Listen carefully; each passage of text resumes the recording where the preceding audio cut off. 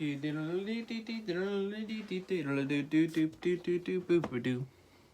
long time no see. The last time I did this, I got a haircut. So 6 months ago? Yeah, yay. We'll be discussing the identity of the Mestizo, as well as how Chicanos have been expressing their identity through the centuries through different mediums of art, through murals, sculptures, and reliefs. During the colonization of Mexico, we lost a lot of records of what everyday life was like, only being able to save the monuments that weren't able to be burned, unlike many of the scriptures and as well as many of the fine arts and crafts, such as loomed products or anything that parishioners wanted to keep themselves.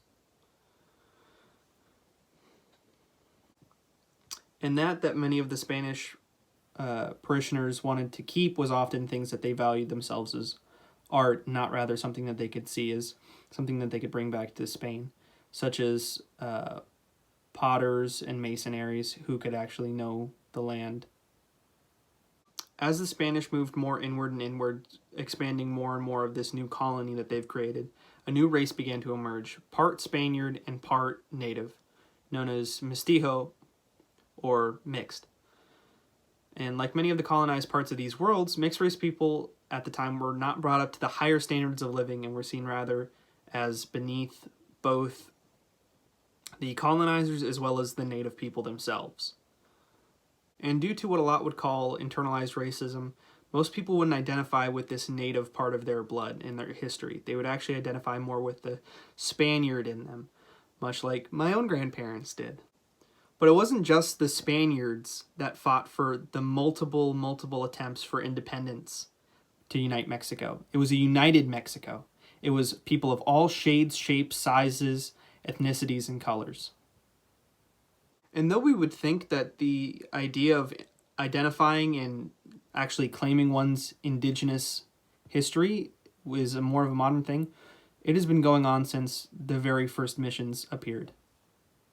In a monastery just north of modern-day Mexico City in 1560, the monastery San Agustin de Acolman is a rather famous cross, often referred to as just the atrial cross from its origin spot in the atrium in the very center of the monastery. A beautiful symbol of both Christian ideas and symbolisms from the crucifixion of Jesus Christ, but also with painstaking details from Nahua stonemasons and artists. Art style referred to as tequique, meaning a combination of both Spanish influence as well as native influence. Starting with the main column of the cross, we see a lot of symbolisms from a spear, a chalice, a ladder, nails, as well as a skull, all symbolizing parts of the Passion of Christ. From the chalice of wine that was part of the Last Supper, from the ladder that they were pulled Jesus Christ off of, the spear that killed Jesus at the very end, stabbed by a Roman, as well as a skull symbolizing both his death and resurrection, but as well the word Calvary, which is referred to as the Hill of Skull, which is where Jesus was crucified on. And rather with a large inscription at the base of the whole cross, explaining like the entire story of the Passion of Christ, it chooses to use Nahua glyphs and ideas to convey that. So then when looking at it, those converting to Catholicism would actually learn the stories in a much easier way than having to memorize words that don't make any sense to them. And unlike many crucifixes of the time, as well as those in my bedroom, we see a very rather interesting choice. Instead of using the entire body of Christ, it's simply just his head in the center of it. Instead of his arms spread out across, we see flowers and vines growing all along the outer stems of it, making a strong resemblance to the Aztec symbol for the Tree of Life, often referred to as also the World Tree, an origin story for humanity, with oftentimes having pictures of life and vines and flowers spewing out from both ends of the tree. It also happens to look a lot like a crucifix, which is an even easier way to combine the two ideas of the origin of life as well as the origin of one's new life in heaven. And it's through these parallels and this synergy that we see like the first inklings of what it means to really be mestizo, to be part native and part Spanish. That one can be of both of these worlds, of both of these lands, of both of these faiths. We see an even stronger example in Santorino Haran's 1910 mural, Our Gods.